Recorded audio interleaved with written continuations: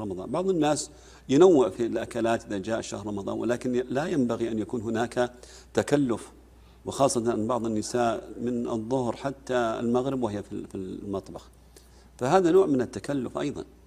ولكن الذي ينبغي هو ما هو معتاد، يعني خلال السنة يكون الإعداد الطعام ويكون الأكل أيضا بقدر الحاجة، ولا يكون هناك الأعداد الكثيرة من الأطباق ويبدأ الناس يتكلف. المقصود أن المسلم يستشعر بأهمية هذا الشهر وأيضا الصيام. بعض الناس يملأ معدته بالأكل سواء عند الإفطار وعند السحور مبالغة، ويقول والله الحمد ما نحس بالصيام، وهو طول النهار نائم أيضا.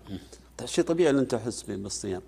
بعض النساء تسرف فيما يتعلق بالأكل، تسرف إسرافا كثيرا، فلذلك نقول أن على المرأة أيضا أن تقتصد فيما يتعلق بإعداد الطعام، ولا تأخذ وقتا طويلا وترتب وضعها بحيث لا تكون طوال الوقت في المطبخ وتشغل نفسها. وأيضا إذا كانت في المطبخ لا شك أن عليها أن تستغل هذا الوقت إما بسماع القرآن، أو إذا كانت تحفظ القرآن أن تقرأ وتراجع لنفسها.